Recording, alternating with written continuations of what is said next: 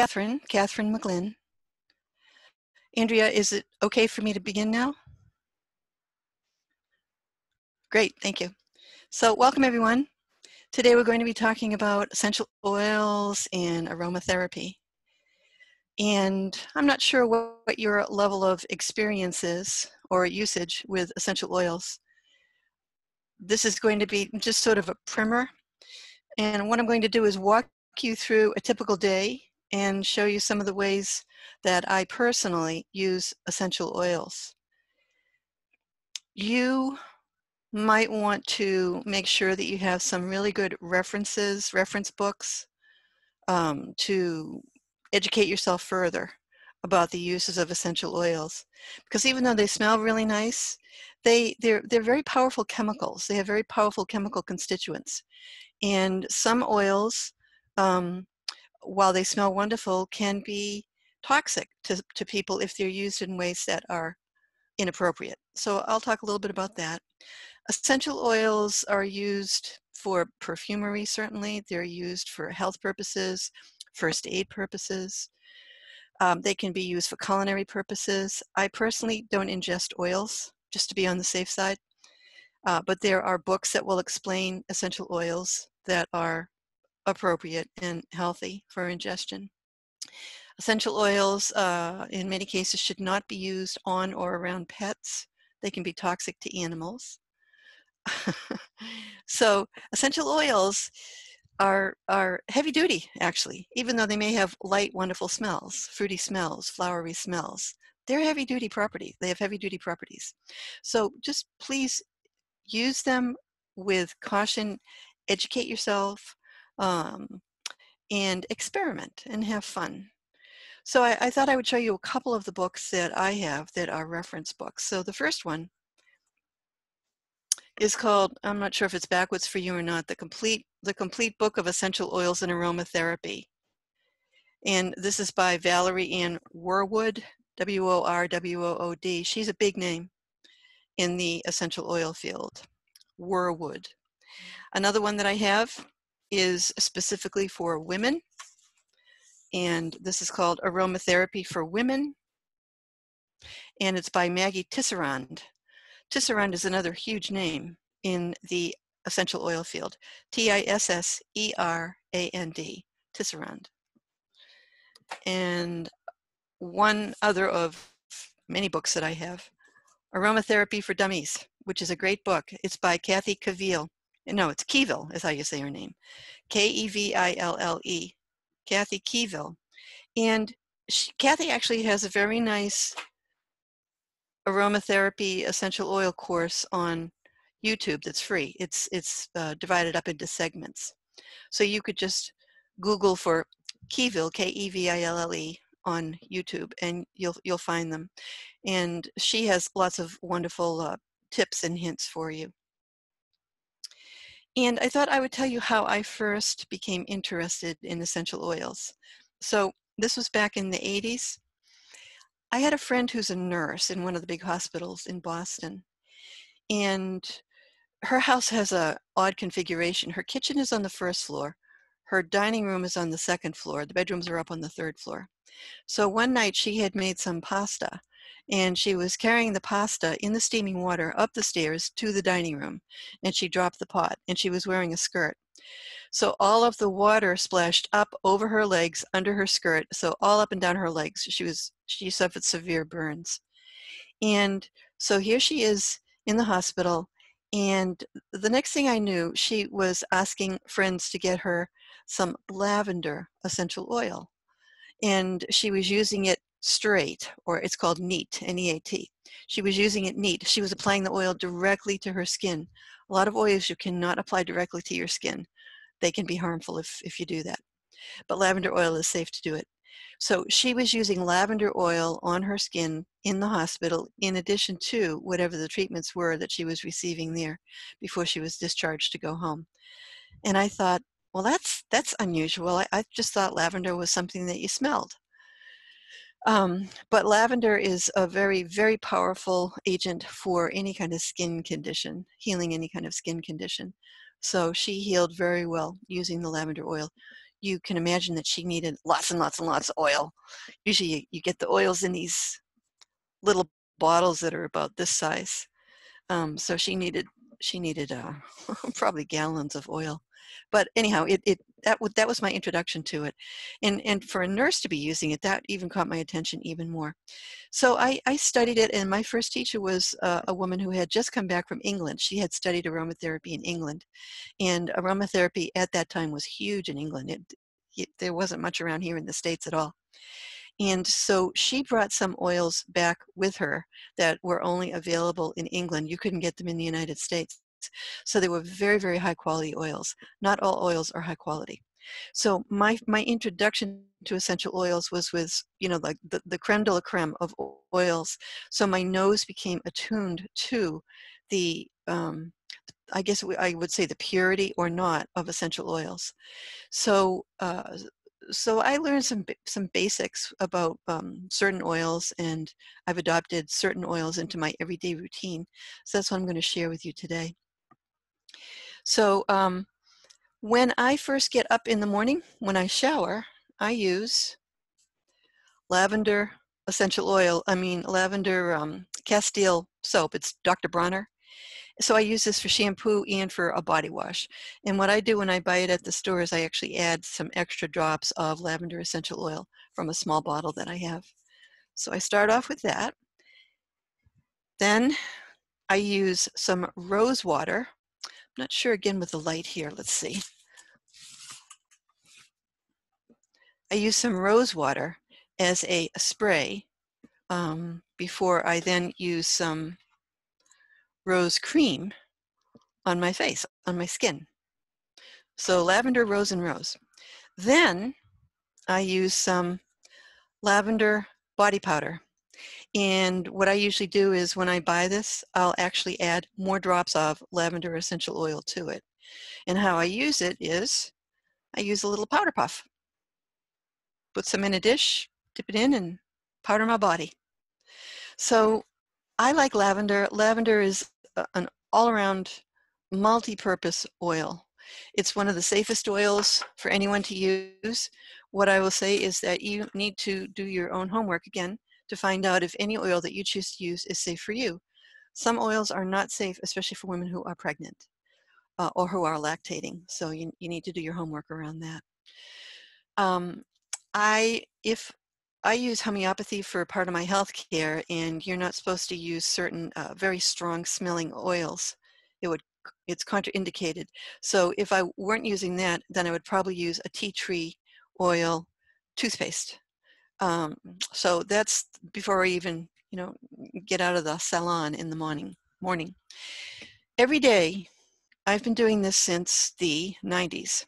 Every day, I have a little spray here, and it's called a Thieves Blend, Thieves, Thieves Blend. And Thieves is a blend of a number of different essential oils that are antiviral, antibacterial, antifungal. And so the blend is in an alcohol base. And so I spray it in the air in front of me, and then I sniff it in. So I do 3 sprays. So I do 3 sniffs in the morning. I do 3 sniffs in the afternoon, 3 sniffs at night, especially now with COVID. Normally I would only do it once a day. So now you're starting to understand that I'm using the essential oils not only for the scent, for body purposes, for health purposes. Then when I'm going about my day in the house, one of the things I like to do is I like to diffuse oils. So there's a number of different ways to diffuse oils. There are passive ways and there are more active ways. So I like to make a reed diffuser. And what a reed diffuser is these are reeds. They look like bamboo skewers, but bamboo and reeds have different configurations within them. Reeds have channels in them, and so what I do is I put the reeds into a small container that has some essential oils, and the reeds are able to wick the oil up here into the atmosphere so that they will then diffuse the scent into the atmosphere. After a couple days, what you do is you turn them upside down, and they'll start to diffuse all the way up again. And dispersed essential oils into the air, into the atmosphere. I don't tend to use this so much in the summer because I keep all my windows open. But in the fall and the winter and the spring, I like to have a nice scent in my house. Plus, again, it's also because I use lavender for almost everything. I use lavender in this. So it's antiviral, antibacterial, antifungal. And you can get these reed diffusers online, or I got mine in a candle shop somewhere. I forget exactly where. What you want to do if you're going to make a reed diffuser, or if you're going to buy a reed diffuser, is you want to be sure that this is a little sake container, that it has a little teeny tiny opening so that the oils that are inside don't evaporate quickly. So when I make mine, I use a little bit of almond oil, a little tiny bit of almond oil. You can use almond oil for massage also. A light oil is what it is. And I use a little bit of vodka. So I just buy a nip, mix the two oils together, and then I put a couple drops of whatever the essential oil is that I want to use into the mix, swirl it up, and put the reed diffusers in, and voila, ready to go. Another way to diffuse oils passively, you could certainly use cotton balls. That's one way to do it. But I have these little pottery diffuser things. And so the bottom part is glazed, but the top part is still, whatever, I don't know what the word is, it's unglazed. And so it's able to absorb. So I put a few drops of whatever the oil is that I want to use on the unglazed part, and it will be absorbed into it, and then it will very slowly diffuse the oils into the atmosphere. When you use passive methods of diffusing oils, the scent is much, much, much more subtle, which is fine. The aromatic properties are still being dispersed, and the helpful healing chemicals that are being dispersed will still happen. Your nose just won't smell it as strongly. You can also use atomizers. So this particular one that I have has frankincense essential oil in it, and it's usually oils are mixed with some sort of a carrier. So oil and water doesn't really mix very well. So this is in probably, I can't remember now, it's probably some alcohol. And frankincense oil is, historically, it's been used for sort of more spiritual purposes. When my mother was in hospice, I was with her quite a bit the last day or two, and the hospice workers they're so cool. They brought in some frankincense essential oil, massage oil, and so I was able to massage her body, massage her hands and her feet, and I felt so connected through the centuries with people who have historically used frankincense oil for the passage of their loved ones. But that was such a powerful connection through the action and also through the scent, to feel connected with all my forebears, people I knew, people I don't know. So I like to use a frankincense spray if I'm going to be meditating. So I just, I'll do it like this so that I can inhale it, but also it gently settles on me. And the way this diffuser works is there's an outside container. There's a little bottle inside. It unscrews, and you just fill it up. So I will sometimes carry this in my purse also. I may not have frankincense in my purse. I may have something else. Something else that I carry in my purse is an inhaler. So it's about this size. It's maybe 3 inches. And I will tilt it toward you. So there's little openings there. Once again, inside the shell, inside the casing, I should say, there's a little bottle. Whoops, hold on. There's a little bottle, and in this case, there's a cotton wick. We put the cotton wick in the bottle, and then we'll put some drops of essential oil on top of the wick. Screw the top back on. So the oils are going to be diffusing out through the holes in the top of the container. But of course, you want to be sure that you're not getting oils all over the inside of your purse or your pocket, wherever it is you're carrying it. So you put it in the carrying case. Sometimes what I do is I have a little inhaler like the Vicks Vapor Rub inhalers. So in this case, the top screws on, so it keeps all the oils inside. And it looks like the Vicks Vapor Rub inhaler. And inside there's jojoba oil, or jojoba wax, I should say. There's jojoba wax that's been imbued with essential oils. So that's another way to carry the oils with you. This is a little bit safer than the diffusers that I had showed you because there's no liquid of any sort, and you just put it under your nose. This one is for hangovers, which I don't need it for hangovers, but it's a good thing to kind of like perk you up. This is a blend of oils. Up till now, I've only sort of been talking a little bit about using a single oil at a time, but you can get blends of oils. They're called synergistic blends, and certain oils are blended sometimes for scent purposes only.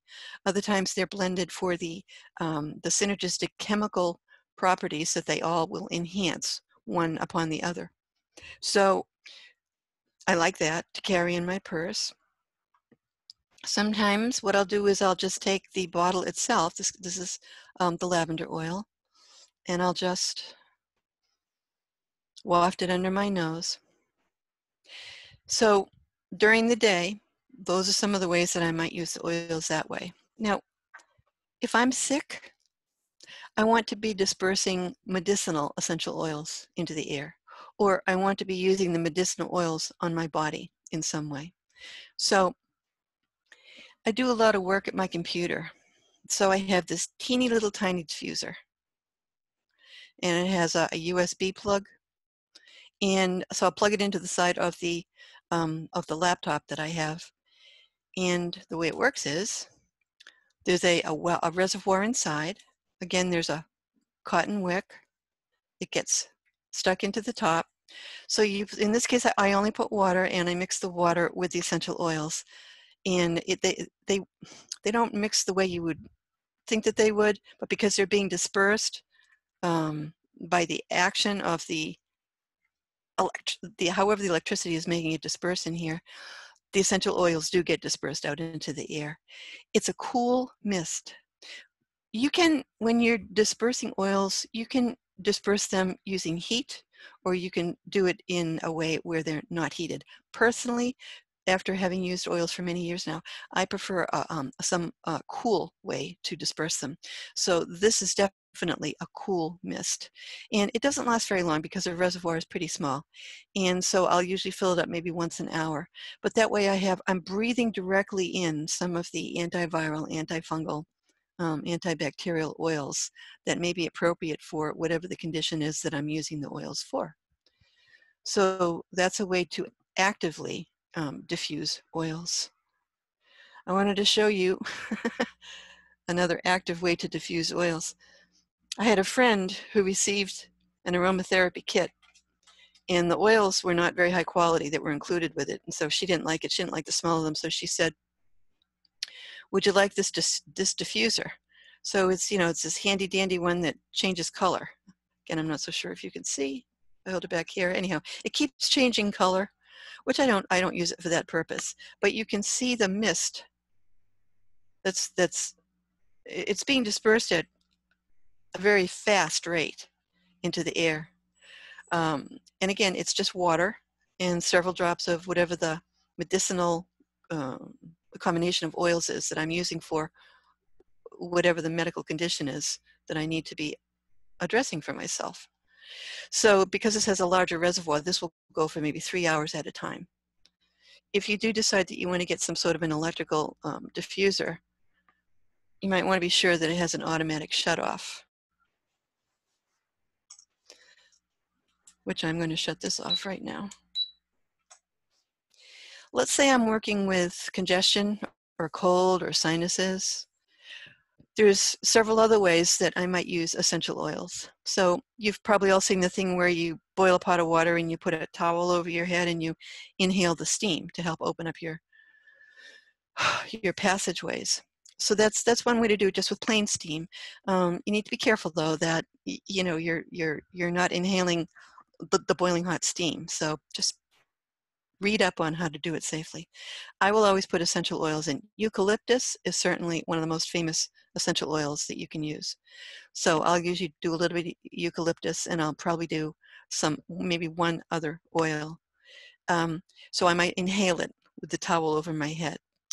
Or I might, um, I might make a salve or a chest rub. So recently, a friend of mine who has beehives, gave me this huge hunk of beeswax. And so what you would do with the beeswax is, you have to be very careful with beeswax. You need to melt it. So I would use it in a double boiler. You never want to apply direct heat to beeswax. So I would melt the beeswax and put in several drops of whatever it is that I want to be using for that particular congestion.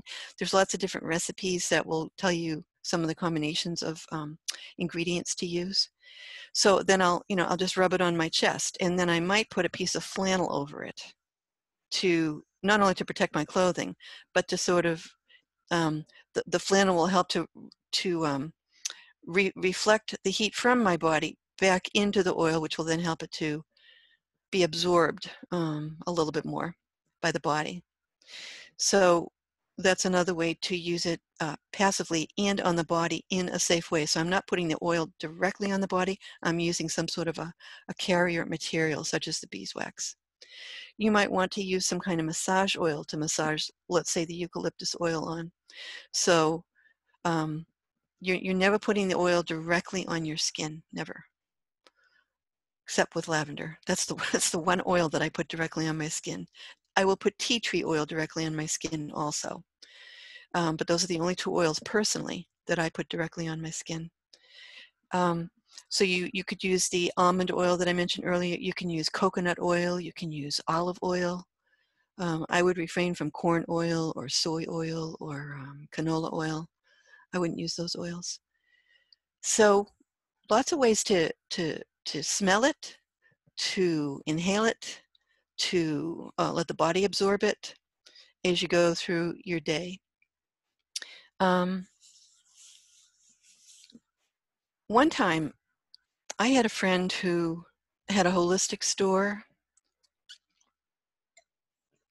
and she was going out of business. So everything was, I can't remember, 30, 40, 50% off, whatever it was. It was a nice discount. And so she, because I also had a private practice in that center, she was offering an even steeper discount. So I thought, oh boy, I'm gonna get some good things here. So I went through the store that she had. It was a center in a store, and there was a lot of things that I wanted, but really not things that I needed. And I thought, well, if anything, I would use some oils. So I already had a whole bunch of oils, but I had read about clary sage. So I found a bottle of clary sage, and I sniffed it, and oh, I did not care for the smell at all. And I thought, no, I'm not going to get this oil. Walked around the store a little bit more, and she had a book there about essential oils. So I decided I was going to read what that book had to say about clary sage. Clary sage is a very, very good oil for women. So I thought, well, maybe I'll try it. So I went back and I took a second sniff. No, I still didn't like the smell of it at all. Went around the store a little bit more, and there wasn't anything that I wanted to use my percentage discount on. And I thought, let me just smell that clary sage one more time. Smelled it one more time, and I just really still didn't care for it. So I decided I would get that book. So I went up to the cash register. I couldn't figure out how to use money. I could not figure out what money meant. The cost of the register rang up, made no sense to me in terms of what I was looking at in my wallet. And I knew that it was as a result of 3 sniffs of clary sage. So I thought, oh, this is powerful stuff. So I went back and I bought the bottle of clary sage. I love it now. I love, love, love clary sage now. So there may be oils that you don't like the smell of at first, and after a while they may grow on you. People have different genes that allow them to smell things differently. So you may have heard about some people like cilantro, the herb cilantro. I happen to love cilantro. I love how it smells. Other people absolutely cannot stand it. We have different genes that either attune us to it or not. So you may be attuned to some oils and not to other oils. All of these essential oils, if you were to look in some of the more in-depth training manuals, will tell you all of the big long fancy chemical names, linalool and triple linalool, and I don't know, they're all these like 25-letter words. So even though it's just a little oil that smells really nice, there's amazing chemical formulations within each of these oils. Um, so you can use the oils that way. You can also, when you're using, going back to the rose water that I spray my face with, this is what's called a hydrosol. When essential oils are being made, there's either a distillation process where they're using water, or there's an expeller process where they're using force and pressure. So in the distillation process, the water that is left over after the oils are removed from the plant material are made into what are called hydrosols. So you can get rose hydrosol, and you can get jasmine hydrosol, lavender hydrosol. They're very, very light fragrance, and they're very refreshing. So just so you know, that essential oils are not just used as oils. There's the hydrosols. What else can I tell you about the oils? So that's as I go through the day. You can use oils for cleaning, disinfecting your home, cleaning your carpets. Again, if you have pets, you probably would want to refrain from using some of the oils. So at night, if I'm having trouble sleeping, what I do is I use my lavender essential oil, and I put one drop right here at the top of my scalp. The skin is very, very thin here, so one drop or so, it will be absorbed transdermally pretty rapidly, and I just like, boom, I'm asleep in no time at all. So lots of different ways to use these. You may have heard of bath bombs, where you use Epsom salts and baking soda, talc. There's a number of things that go into them, and so you get these, round or whatever shape they are, but they're compact, and you put them in the shower or you put them in the bath, and they're fizzy. They have a fizzy reaction when they meet with the water. So that's a really nice way to disperse some of the oils and some of the healing properties. Yeah, so we have a couple handouts that, if you would like, you can write to Andrea. Andrea's going to put her email address in the chat here, and she will send the two handouts to you. One of them speaks about lavender and lemon essential oil, all the different uses for them. And the other one is a number of recipes that you can make yourself if you have a number of oils. Oils are, they're not inexpensive, put it that way. When you use oils, you're investing. I have oils that I've had for years. So you can make combination products for yourself. So Andrea's email is in the chat already. And if somebody doesn't know how to get to the chat, if you hover over the bottom of the screen here, another little bar should show up, and chat is one of the icons that will show up. If you click on that, on my screen, the chat opens up on the right-hand side. On your hand, it might open up. On your device, it might open someplace else. But it's Andrea, I don't know if I'm going to say your last name correctly, Maestros, ANDREA _ MAISTROS at harvardpilgrim.org. Andrea _ Maestros at harvardpilgrim.org. Send her your email address, and she will send you the two handouts. And again, educate yourself before you use the oils. Have fun experimenting with them. Share it with your friends, with your family. Essential oils can most definitely enhance your life in so many ways. Like I said, I've been using oils since probably the 80s after that first experience.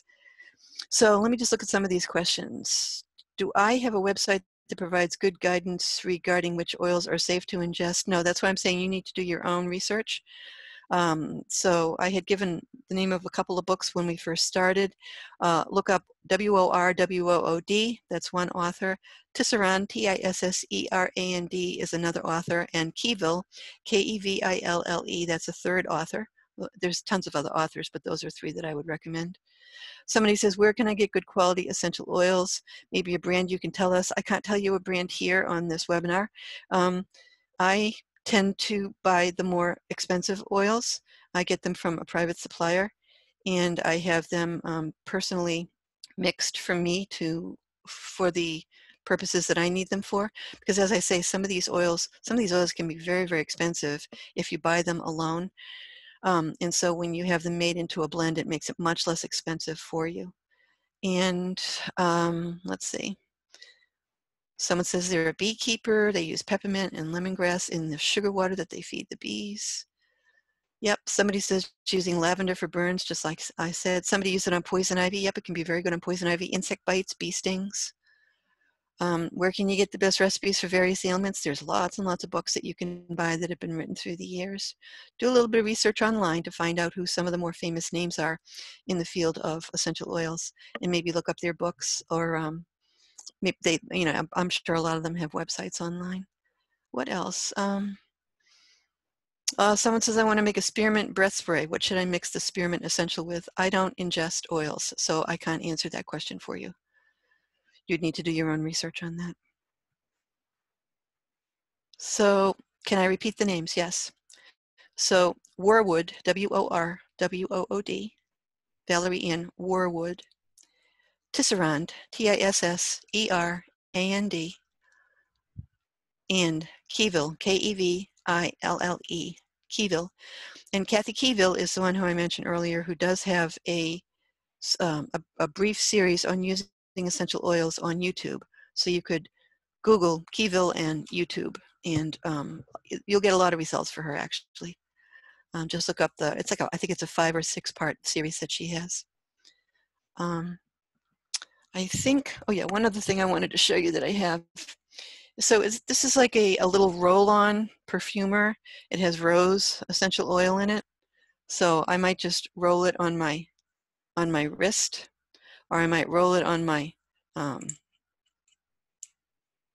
temple, so that the pulse points, I only put a little bit on, because the heat from your body will then start to disperse the scent.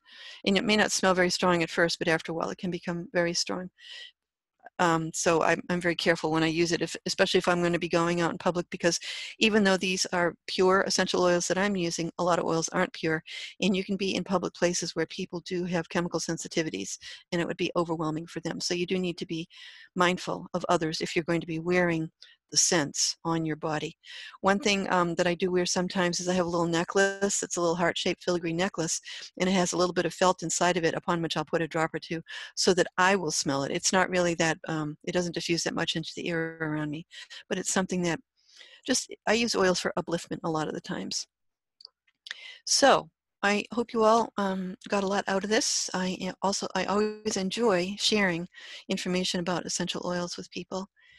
Again, the caveat is educate yourself before you start using them. Please be careful with some of the oils that can be dangerous on your skin. People can have photosensitivities to some of the oils, or phototoxicities if they go out into the sun, if they have certain oils on their skin. Pregnant women, not all essential oils are safe for you to use or for your baby. So education is key when you're going to be using lovely essential oils. So I thank you all, and remember to write to Andrea, provide your email address to her, and she'll be able to send you the 2 handouts that are going to be giving you a little bit more information about lavender essential oil and lemon essential oil, as well as some recipes that you can concoct yourself. So thank you all. Keep cool. Oh, one of the ways I keep cool, I take a handkerchief, one of those like railroad handkerchiefs, and I fold it up and I wet it, and sometimes I'll put a little bit of lavender oil on it, and I put it around my neck so that it's cooling the base of the brain, and it's cooling on the spinal column. And that's a way to help me stay a little bit cool. I don't necessarily always like to have my air conditioner running. So the evaporation along with the scent is, for me, just very, very soothing, and I love it. My eyes roll up in my head. That's a good sign. So again, thank you all. And Andrea, I guess we are done, unless you have any other instructions for me. If you'd like to type in the chat.